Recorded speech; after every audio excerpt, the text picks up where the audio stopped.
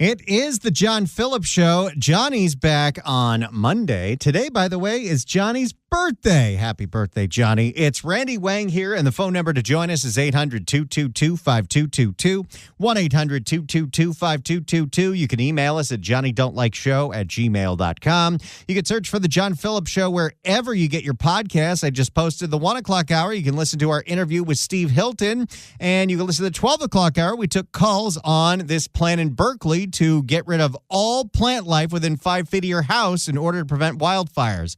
You can also give a listen to my 5 o'clock show on 790 KABC. I do a 1-hour show every day from 5 to 6, the News Blitz with Randy Wang. You can listen live at KABC.com, or you can download the KABC app if you're in the Bay Area and not able to get the 790 signal, but we'd love to have you listen to that as well. Our next guest was at our last live event at the Pineapple Hill in Sherman Oaks. He is the editor of the Guss Report, which you should all be checking out every week. DanielGuss.substack.com, the ultimate LA City Hall insider. He's got a new piece out called Nithya Raman, and Nithya stands for Naive Impulse Treachery Hurting Your Assets. Daniel Guss, welcome back to the John Phillips Show. Oh, my God, Randy, thank you for that. Yeah, I mean, wow, yesterday, today, I mean, holy cow. When you think it can't get worse, it gets worse at City Hall. So thank you for having me on today. So let's start with an explainer, especially for our listeners in the Bay Area. What was Measure ULA supposed to do? Why did it pass? And what was the unintended or intended consequence?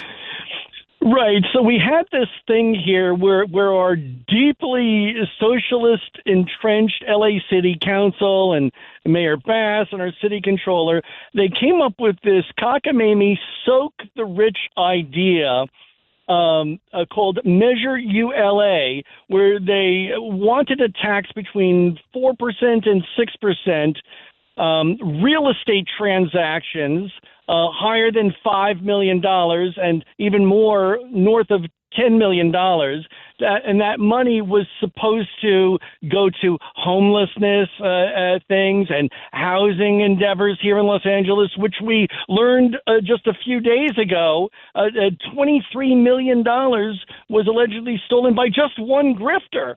So they came up with this idea to soak the rich, to supposedly pickpocket them to pay for these far-left, unvetted ideas to help the poor.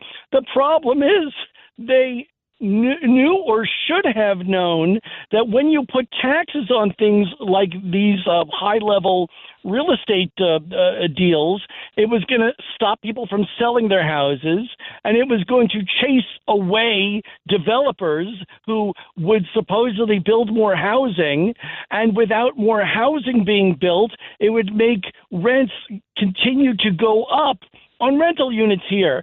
And it wasn't until yesterday that Nithya Raman, a wealthy socialist, if you could wrap your brain around that, decided, oh, my God, this isn't working. Let's rush changes to it for the June ballot without vetting them. And nobody was having any of it. So now she's stuck with it. Karen Bass is stuck with it, and all of LA City Council is stuck with it. And hopefully our good friend Susan Shelley, the Los Angeles journalist, and the Howard Jarvis Taxpayer Association supports saving Prop 13 to wipe out all of this crap, all of this real estate pickpocketing everywhere across the state. It's so funny that I remember it was Friday's meeting where Nithya Raman just straight up admitted, yes, this thing that I advocated for that I made sure passed has destroyed the real estate industry in this city. Right. And let's be very clear, Randy. She is very well educated. She went to Harvard. She went to MIT. She started a supposed poverty housing nonprofit in India. But have you seen India lately? So she's no dummy, intellectually speaking. So I'm not buying it. I think it was just a get on the bandwagon of pickpocketing the rich, not realizing that when the idea fails, it was going to hurt everybody, including the middle and lower incomes. So what exactly were the changes that she and Karen Bass want to put on the ballot to this? Because they're not asking to repeal it, which a lot of people would like, but they have realized that a lot of damage is done here, but apparently they do not have the support in their own caucus to defang this thing. Right. And, well, the funny thing is they didn't even want to talk about it at LA City Council, but for reasons that typify all of the corruption in City Hall, because now that they've been getting the revenue from this Measure ULA, it's bringing in income, and that money is being enjoyed by some people around Southern California or the city of LA. So they didn't even want to discuss the changes that they wanted to make. What they did was decide to go through the normal drudgery of the legislative process, meaning sending it to committee, which means the whole city council said, no. We're not going to talk about it here. We're going to send it to your committee, Nithya, which means public meetings where the public gets to sound off on it. We're going to have the financial analysis. So it's never going to be done in time for the June ballot. It might get on the November midterm ballot, but by that time, hopefully Prop 13 will have such a inertia behind it, thanks to Susan Shelley and your show in particular, that Prop 13 may make it a moot point anyway. So she's got egg on her face. I don't know if she eats egg, but she's got egg on her face. We're speaking to Daniel Guss. Of course, you want to make sure you're on his Substack. Daniel Guss at Substack.com. In fact, when he's at LA City Hall at public comment, that's how he introduces himself. DanielGuss.substack.com. Now, yesterday, it sure seemed like LA City Hall is trying to find as many possible revenue generators as they can to throw on the June ballot, because once again, we are facing a budget deficit. According to Szabo, we're facing a budget deficit so bad that we can't afford to do any street improvements, which means, to the chagrin of the Streets for All people, we can't actually implement Measure HLA, which was the Bike Lanes Everywhere Act. Right. Like literally, these people can't even fix the damn sidewalks. They can't fix the parks. In December, they issued a report that said that they need billions of dollars just to get the city parks back in order here. I know in San Francisco, your listeners up there finally have a businessman as mayor who knows how to get crap done. But here, we're the socialist capital, or if not the communist capital of the United States. We can't fix the damn sidewalks, Randy. And so they're trying to come up with they have no idea what they're doing. And Marquise Harris Dawson, this nincompoop who comes from the mold of Karen Bass's activist background, he was so discombobulated by the city council meeting yesterday, they had to undo a bunch of votes that they voted on together that they intended to vote on separately. As you and I were talking offline, Randy, they can't even get the pot shops, the medical marijuana places, legal or illegal here, to even give the city the tax revenue that they've been collecting. They but they had a DEI hire. They sure had a swell DEI hire handling all of the medical marijuana stuff. Medical marijuana in quotes. And so they're robbing Peter to pay Peter, basically. They have no idea what they're doing. And supposedly, as you said, Matt Szabo's forecasting a $91 million budget just for this coming year. A budget deficit. Now, let's dive into this one real quick, because I did a whole hour on this yesterday on my 5 o'clock show, The News Blitz, where I was listening to this meeting on the way home, because that's how I like to torture myself on the 405. And to hear this nonsensical idea where apparently the way the laws and the ordinances are written, it is nearly impossible for the city of Los Angeles to shut down an illegally operating pot store, an illegally operating pot grower. They cannot do it. It's too difficult. So what they've decided to do is put a measure on the ballot that changes a couple of words to the ordinance that would not make it easier for them to shut them down, but would make it easier for them to collect business taxes from the illegal business. How does that make any sense? It doesn't. I think that the problem here, Randy, is that they're actually customers of the illegal pot shops, perhaps. or Heidi Feldstein Soto, who is rumored to have enjoy a nice cocktail or two every hour or so. Just a rumor, just an opinion. That the city council doesn't know what the hell it's doing, and they also floated an idea of having the city attorney write letters to the landlords of these illegal marijuana shops in Los Angeles, and they couldn't even get the city attorney, Heidi Feldstein Soto, to do that. They are as impotent as Iran telling Trump, "Oh, great Satan of the West, we're going to get you." They are literally, LA City Council is as impotent as the mullahs in Iran, in my opinion. We're speaking with Daniel Guss, the website danielguss.substack.com. Now, last week, the big news broke from Bill Asaley that another major arrest was done in the probe as to where all this homeless money is going. And this actually was an investigation, if I'm not wrong, originated with an audit from the Comptroller's Office, Kenneth Mejia, as to a service provider for Karen Bass's Inside Safe that was getting taxpayer money to feed the homeless that decided to skim off the top and give them microwavable ramen.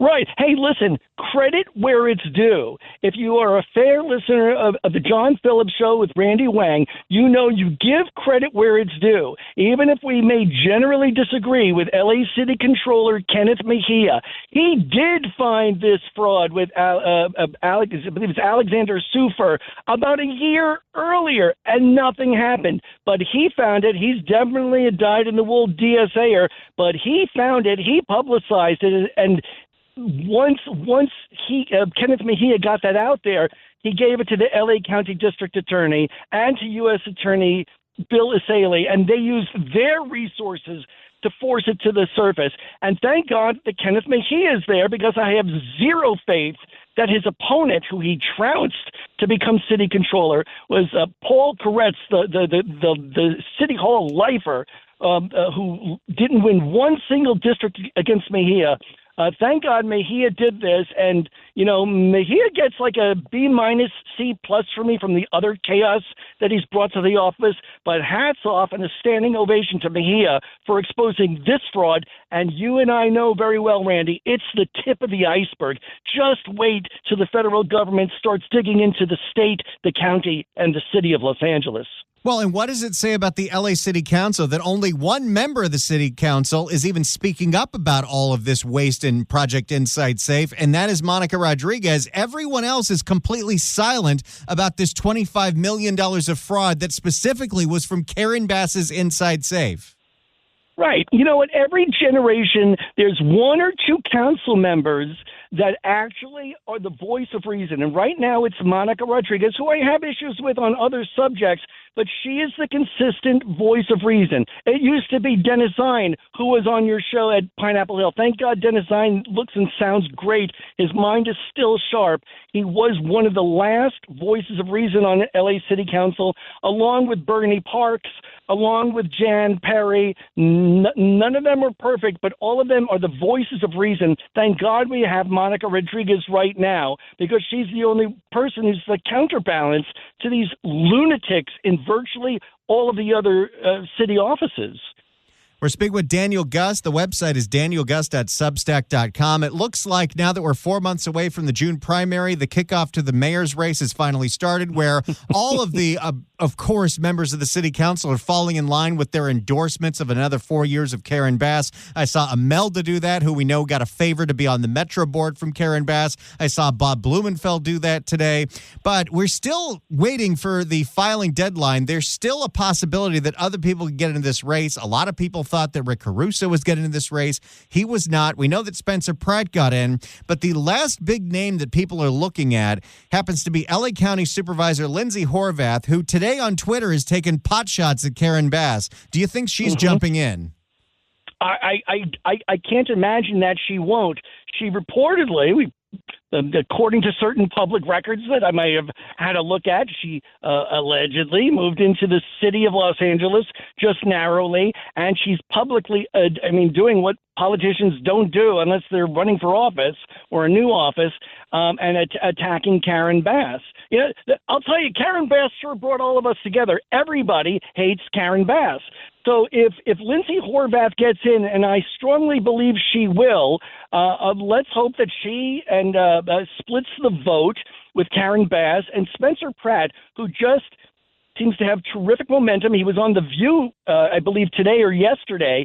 Let's hope Caruso and Buettner say, hey, you know what? We need an outsider, somebody who understands the media, who's been a victim of this inferno and the lies at the fire department and all of the corruption from top to bottom. I actually think Spencer Pratt can do a good job. But come on, Rick Caruso, get behind him. And Austin, look at your numbers. I don't know where you're coming from. I almost wonder if Austin Buettner is running kind of like an insincere campaign, because I don't see much substance coming from him. Wish him well if he's in it, but I'd like to see Caruso and Buettner get behind Spencer Pratt, and let's show down Spencer and Karen. With Lindsay Horvath, I anticipate getting into the race. It would be an interesting debate because the answer to every question would be, well, you burned my house down. Right, exactly. Oh, and by the way, you tried to falsify the after-action report. You blamed it on the chief of the LA fire chief, and there is corruption at every level of city government, but especially the top-heavy parts. And by the way, unfortunately, the top of the LAPD is corrupt. The top of the LA Fire Department is corrupt. Rec and Parks, Animal Services. But Mayor Bass's office is gaslighting virtually every press release. This Measure ULA nonsense, Karen Bass is trying to blame on Trump. What did he have to do with it? So Spencer Pratt, he's got the momentum, he's got the youth, he's got the energy. Be a very interesting person to start running City Hall. Well, the filing deadline's coming up, so we'll see who finally is entering this race, because Karen Bass is uniquely unpopular in the city of Los Angeles, but without a strong financial backing of an opponent, she's going to skate to a re-election. DanielGuss.substack.com is the website. You can also follow him on X at the Guss Report. Daniel Guss, thank you as always so much for joining us. Thanks a lot, Randy. Great to hear you today. Thanks so much for coming on with us. Johnny's back on Monday, and today's Johnny's birthday. And how exciting is this? We're going back to Gladstone's in Long Beach next Friday. Join us at Gladstone's in Long Beach for our next live broadcast. You'll enjoy great food, great drinks, good vibes, and a fun afternoon by the water. John Sangmeister is the best, and he'll take good care of you. We'll have special guests like Susan Shelley from the Howard Jarvis Taxpayer Association.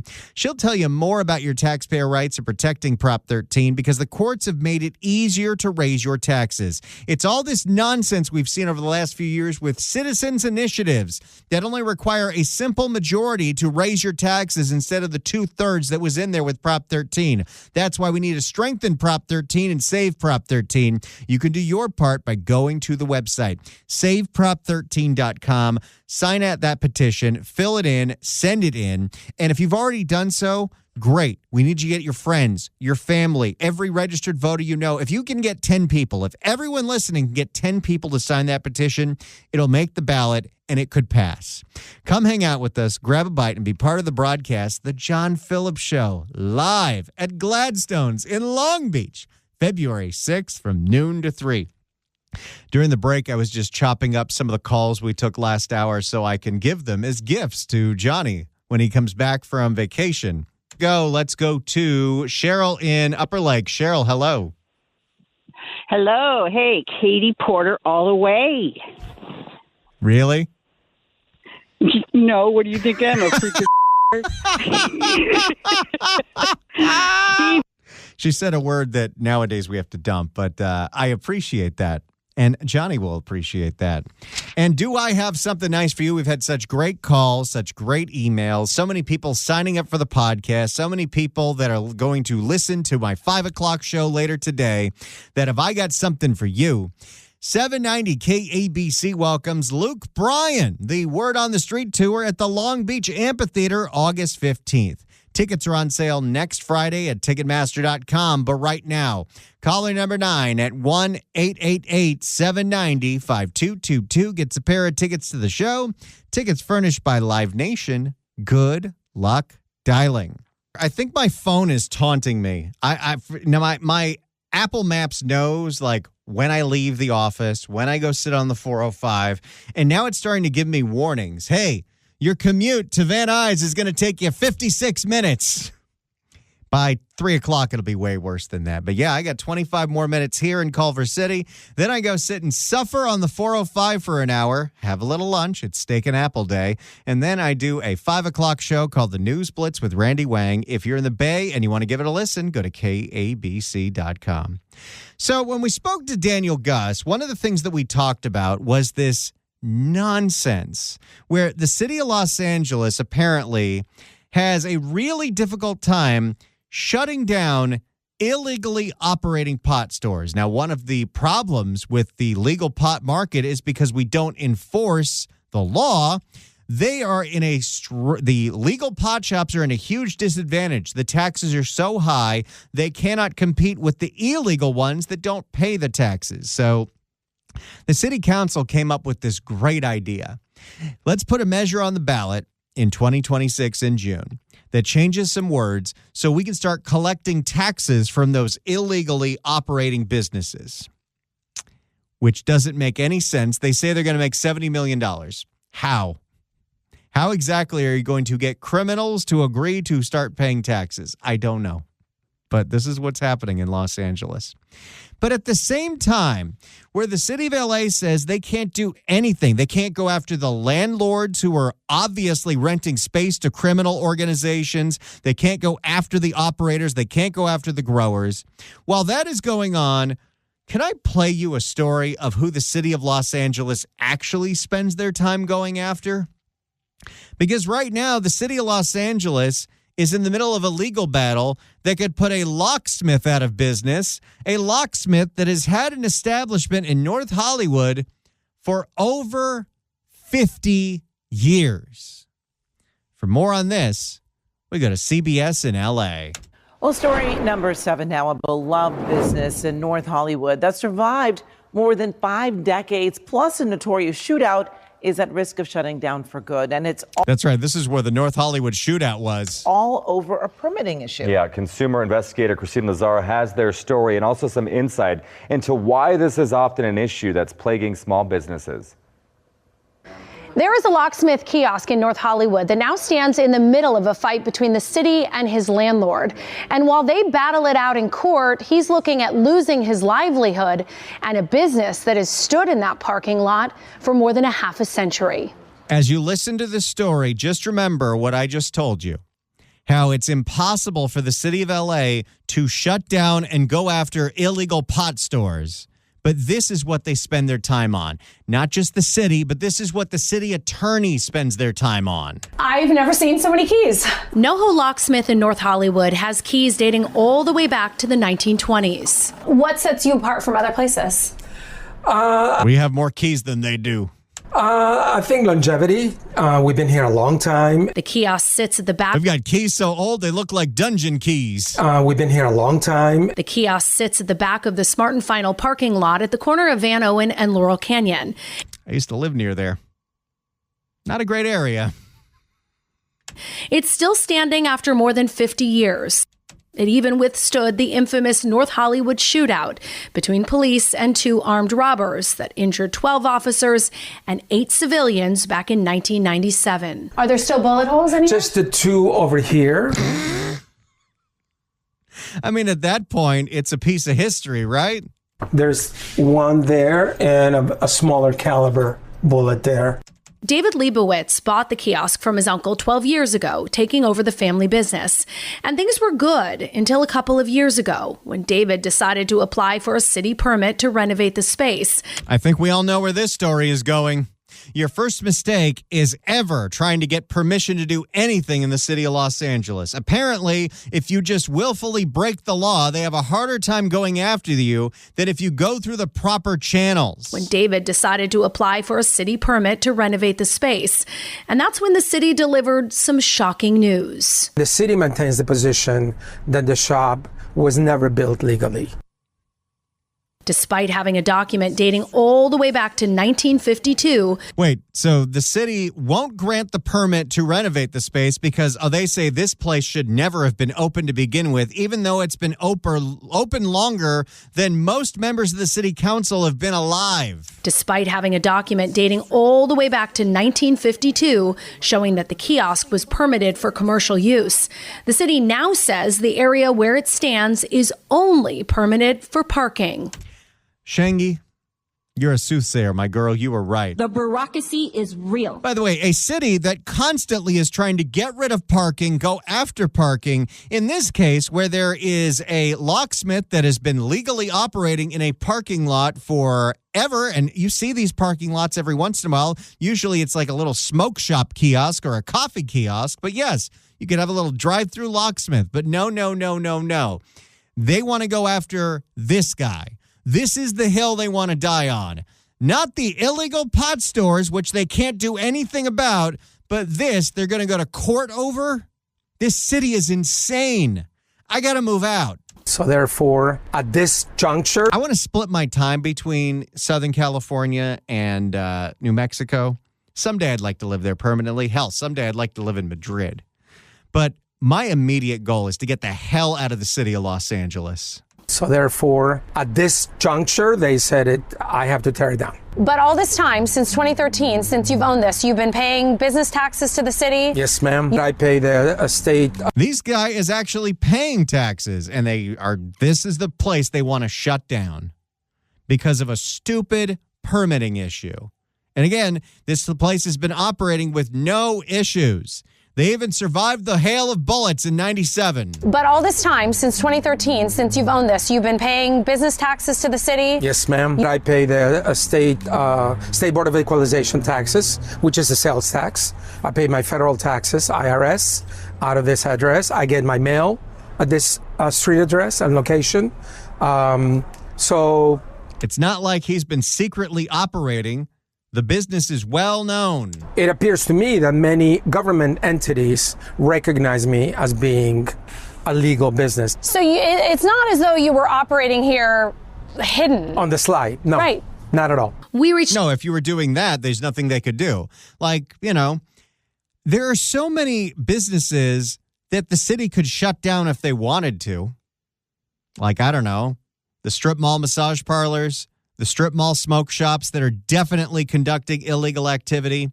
How about all the smelters and junkers that are selling and buying catalytic converters and copper wire? The city attorney's office could be going after all of them a hell of a lot easier than the LAPD can because they are businesses. They are licensed. But no. Who are we going after? We're going after the locksmith. We reached out to the city, and it confirmed that it is suing David's landlord. The complaint accuses that landlord of unlawfully erecting a building without applying for and securing all permits and licenses required by law. Except they have a permit.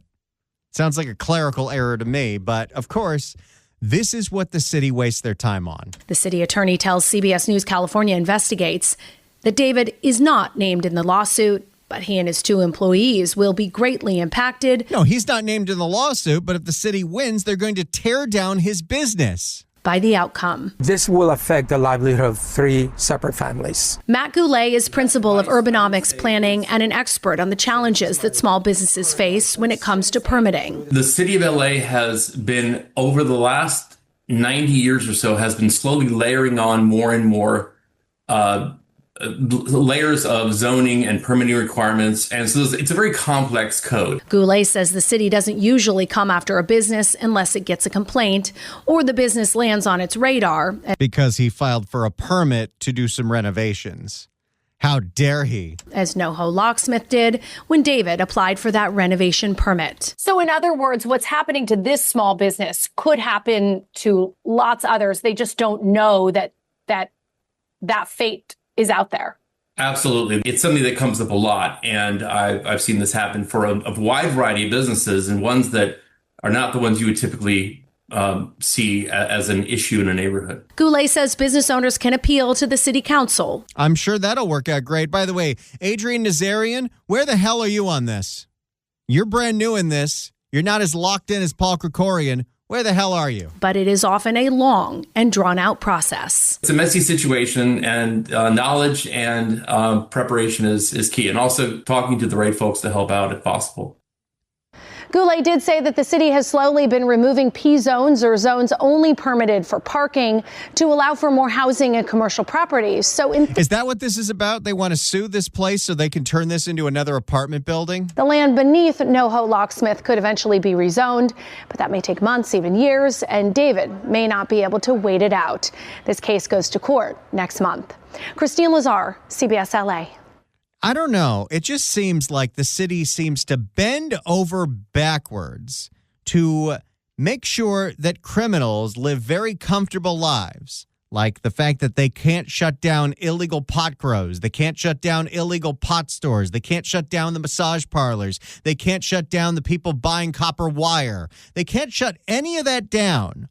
But believe you me, a legitimate business owner that's been paying his taxes, that wants to file a permit for renovations, this is when they throw down the weight of government on you. This city is a joke. The World Cup should leave. So should the Olympics. Go somewhere else. This city can't handle it. This city is a mess. It's Randy Wang here. Johnny's back on Monday. And like I said, it's Johnny's birthday today, so I packaged up a couple of the calls from last hour that I will give to him as a gift when he comes back on Monday. Let's go to Lisa in Long Beach. Lisa, hello. Hi, Randy. Hi. Steve Hilton, all the way, and I'm making my first donation today. And because I'm vegan, of course, it's never porker.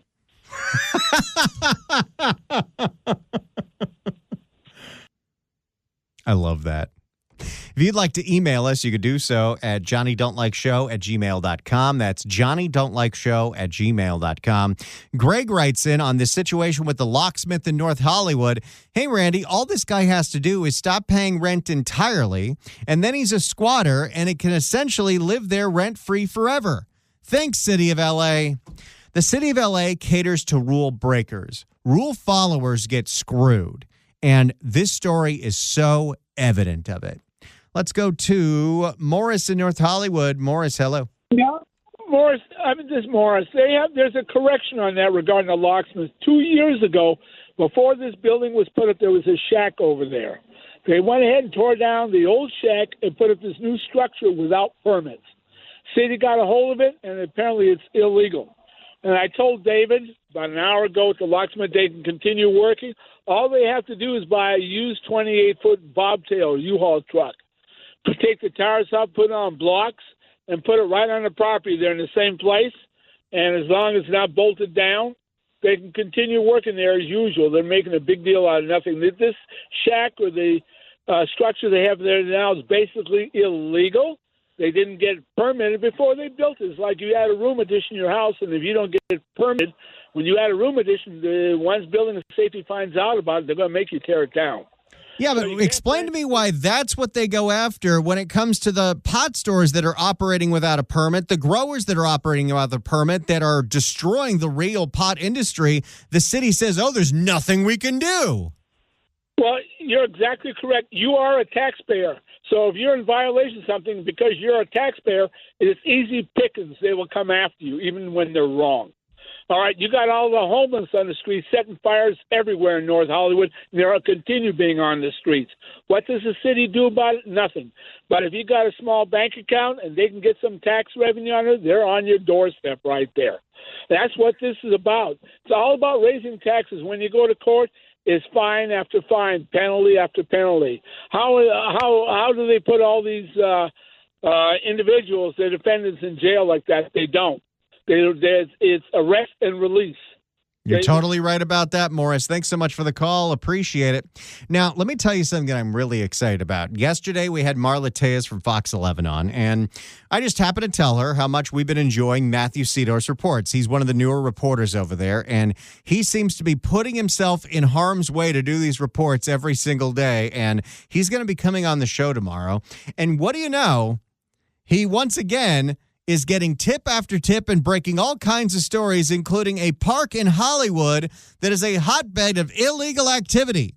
For more, we go to Fox 11 and Matthew Seedorf. Only on Fox 11 tonight, Hollywood Park neighbors say has turned into a danger zone. We're talking drugs, gangs, graffiti, human waste, and oh boy, and a deadly connection to fentanyl.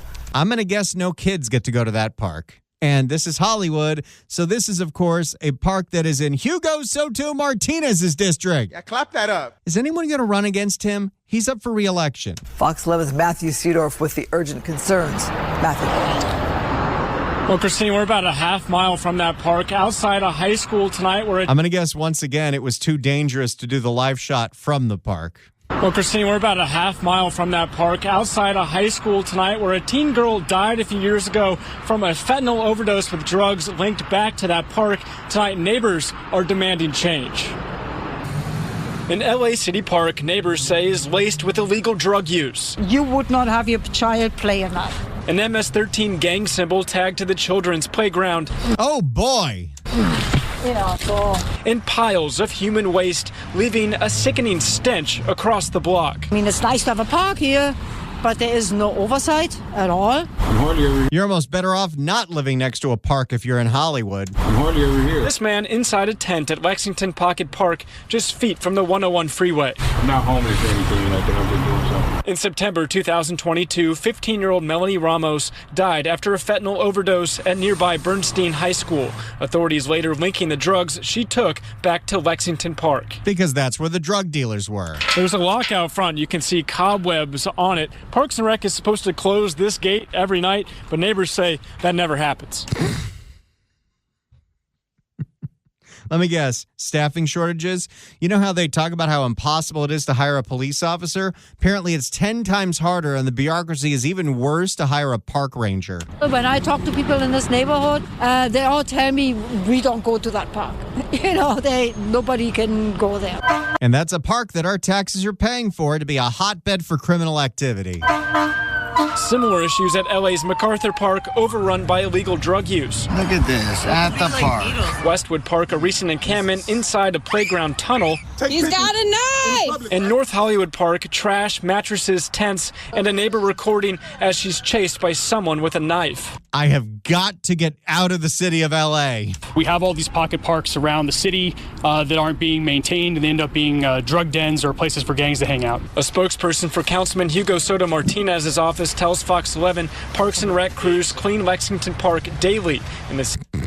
Sure they do. And the city is considering changes to how the space is used. We want something done with this park. All the residents say this park is a hellhole. Hugo says, no, it's not. We clean it all the time. What are you talking about? Neighbors are definitely fed up, and tonight they tell me they're working on a petition to get that park shut down. Reporting live in Hollywood, Matthew Seedorf, Fox 11 News. Seems unfair for families. All right, Matthew. And I really appreciate that sentiment, and I'm glad the neighbors are getting together, but you got to go further than that. Look, the filing deadline is coming up soon. We're going to find out if anybody substantial is trying to run against Hugo Soto Martinez, who I would argue, and this is a bold claim, is more destructive than Ulysses. You can't get well in a cell. Ulysses and Hugo have been neck and neck for a long time, but I think ultimately Hugo Soto Martinez, in my humble opinion, is the worst member of the LA City Council. Let's criminalize catalytic converters. Let's criminalize copper. Hugo got to go. And so we're going to find out if anyone is running against him. But the neighborhood has got to get together. They've got to pay attention because leadership matters. The fish rots from the head, and the reason Hollywood is turning into such a hellhole, even worse than it's ever been, is because of the leadership of Hugo. All right, that's going to do it for me. I get to go sit on the 405 for an hour, have a little lunch, do a little show prep, and then get back on the air on 790 KABC at 5 for the News Blitz with Randy Wang. If you're in Southern California, keep the dial right here to KABC. I come right after Motec. If you're in the Bay Area and you want to hear my show, you can go to KABC.com or download the KABC app or iHeart or any of that stuff. We'll see you tomorrow at noon for another edition of The John Phillips Show.